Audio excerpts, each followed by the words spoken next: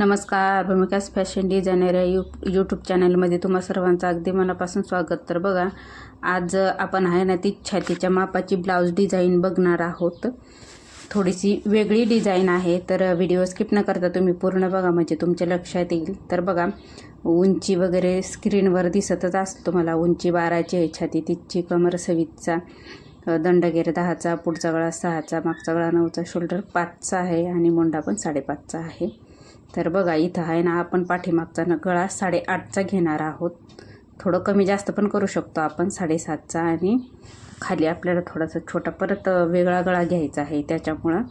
तर बघा, इथं आहे ना सफेद कलरचा आहे आणि खूप छान असा ब्लाऊज पीस आहे, एका कस्टमरचा आहे. तर बघा, इथं आखून घेतल्यानंतर इथं आहे ना आपण 7.5 इंचावरती आखून परत खाली 3 इंचावरती आखून घेतलेला आहे गळा, आणि तिथं मध्ये सेंटर काढून मग त्या गळ्याला आकार द्यायचा आहे. तर बघा, इथं आहे ना अशा पद्धतीने 3चा गळा आहे, तर पावणे 2चा सेंटर येईल. तर इथं बघा, असं पट्टीच्या सहाय्याने आखून घ्यायचं, आणि त्याच्यानंतर मग आखून झाल्यानंतर आहे ना तीच साईड थोडीशी डार्क करून खडून दुसऱ्या साईडने पण उमटून घ्यायची, म्हणजे जेणेकरून आपला वेळ कमी वेळामध्ये आपला ब्लाऊज स्टिच होईल. दोन्ही साईडनी एकसारखी साईज पण येईल.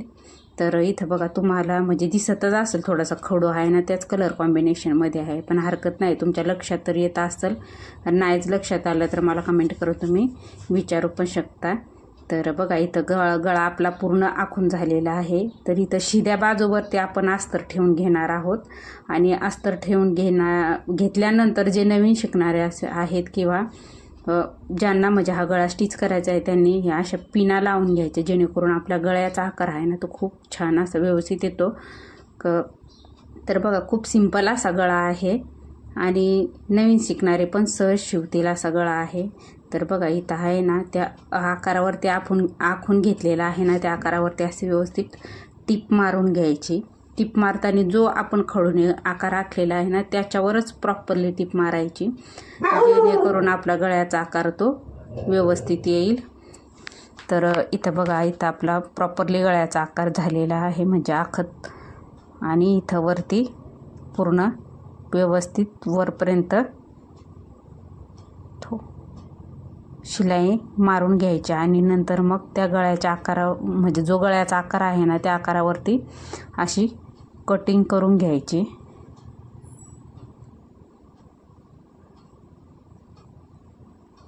आणि खालच्या साईडनी पण जो आपण आकार घेतलेला आहे त्या आकारावरती पण अशी कटिंग करून घ्यायची व्यवस्थित.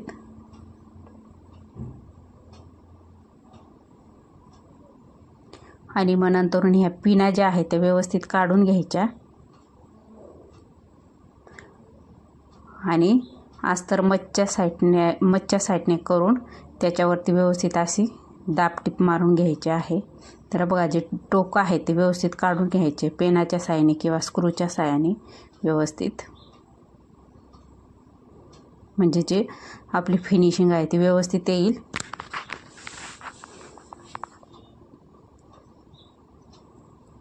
आणि त्याच्यानंतर मग आहे ना व्यवस्थित दाबटीप मारत चालायची. दाबटीप मारता मी तुम्हाला प्रत्येक व्हिडिओमध्ये किंवा नेहमी सांगत असते की जो आपला अस्तरचा भाग आहे ना, तो अस्तरचा भाग वरती दिसला नाही पाहिजे अशी दाबटीप मारायची, म्हणजे गळ्याचा आकार पण आपला प्रॉपरली येतो आणि थोडीशी फिनिशिंग पण मस्त येते. त्याच्यामुळं अस्तरचा कपडा शक्यतो कधीच ब्लाऊज पीसच्या वरती दिसू द्यायचा ना, अशी दाबटीप मारायची. तर इथं बघा, आपण पूर्ण गळ्याच्या आकारावरती दाबटीप मारून घेणार आहोत. जे कोण आहेत ते पण व्यवस्थित आले पाहिजे.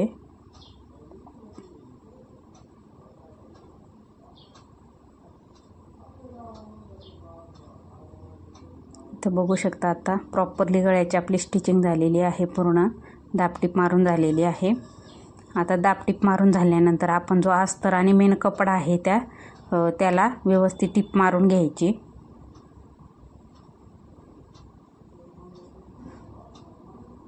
कुठंही म्हणजे असा खेचायचा नाही आहे, त्या आकारावरती व्यवस्थित टीप मारून घ्यायची.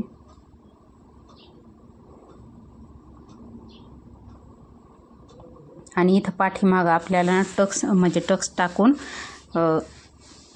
पट्टी लावायची आहे 1.5 ते 2 इंचची पूर्ण टिप मारून झाल्यानंतर.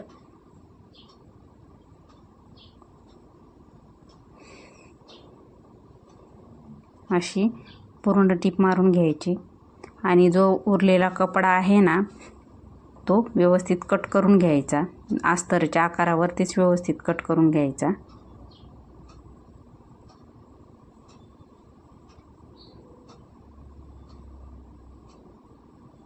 खूप सुंदर असा गळा आलेला आहे, तुम्ही बघू शकता. नक्की ट्राय करा आणि खूप सोपा पण आहे. अगदी कमीत कमी वेळामध्ये तयार होतो.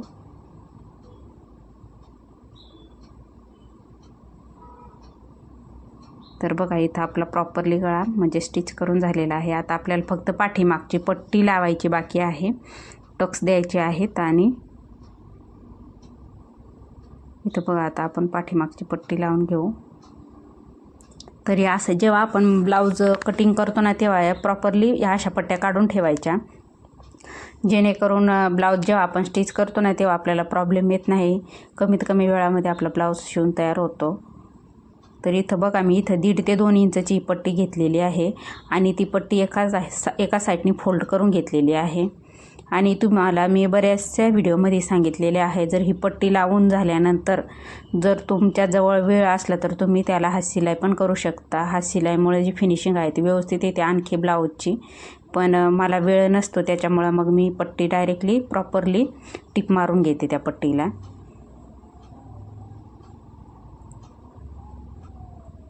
तर बघा इथं व्यवस्थित दाबटीप मारून घ्यायची. अस्तरचा कपडा वरती दिसला नाही पाहिजे अशी दाबटीप मारायची.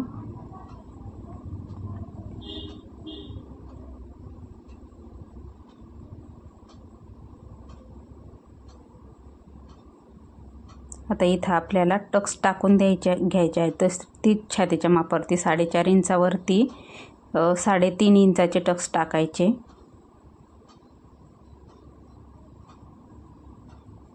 ते टक्स टाकताना व्यवस्थित लॉक करायचं. वरती कपडा म्हणजे जो दोरा आहे तो कट नाही करता खाली येऊन कट करायचा. असा खाली आल्यानंतर कट करायचा. आता बघू शकता आपला ब्लाऊज. आता त्या ब्लाऊजच्या कलर कॉम्बिनेशनमध्ये आपल्याला लेस लावायची आहे. तर बघा छोटी लेस आहे पण खूप सुंदर आहे, कारण ब्लाऊजच रंगीबेरंगी आहे त्याच्यामुळं. पण मग तरी म्हटलं लावू चला, कस्टमरने सांगितले होते की लेस पण लावा म्हणून. थोडीशी छोटी लेस लावली, पण मग कसं ब्लाऊज शिवताना आपण जी लेस लावतो ती त्या ब्लाऊजच्या कलर कॉम्बिनेशनमध्ये लावतो. पण खूप सुंदर अशी लेस आहे आणि बघू शकता तुम्ही त्या गळ्याच्या आकाराला पण असं छान असा लुक आलेला आहे. इथं जेव्हा आपण लेस लावतो ना तेव्हा ते टोकं जर व्यवस्थित आहे तिथं ती लेस आहे ना त्या लेसचं म्हणजे व्यवस्थित दुमडून घ्यायची. म्हणजे जो आकार आहे ना आपला आकार प्रॉपरली त्या गळ्याचा आकार दिसला पाहिजे. आता इथं बघू शकता तुम्ही ते खालचे जे 3-4 टोक आहेत ते व्यवस्थित आलेले आहेत. तशी लेस पण आपण लावलेली आहे.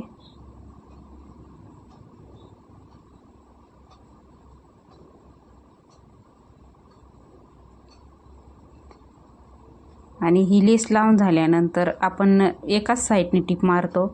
तर छोटी लेस असो किंवा मोठी लेस असो त्या लेसला दोन्ही साईडने टिप मारत जायची, म्हणजे जेणेकरून आपली जे लेसची फिनिशिंग आहे ना ती पण छान येते आणि लेस लवकर निघत नाही.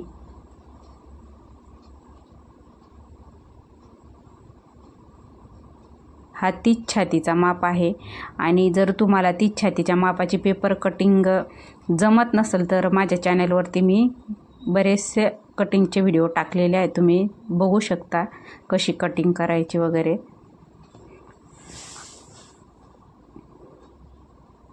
तर बघा इथं आपली पूर्ण लेस लावून झालेली आहे. आता इथं आपण आहे ना थोडासा बो तयार करून घेऊ आणि इथं वरती एक बटन लावणार आहे.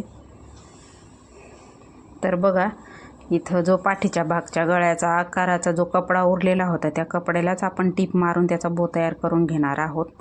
आणि वरती जो मणी आहे ना तो मणी त्या ब्लाऊजच्या कलर कॉम्बिनेशनमध्ये लावणार आहोत बटन. तर इथं बघा अशी टीप मारून झाल्यानंतर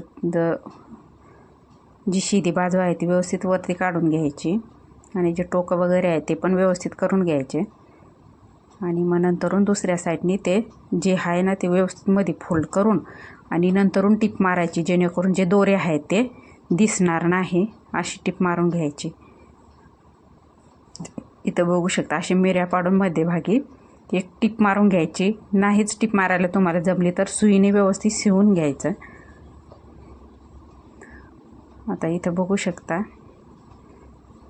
इथं मग एक नॉड आहे ना, तो नॉड त्याच ब्लाऊजच्या कलर कॉम्बिनेशनमध्ये मी घेतलेला आहे आणि त्याला बघा मी असे लटकन तयार करून घेते छोटे छोटे.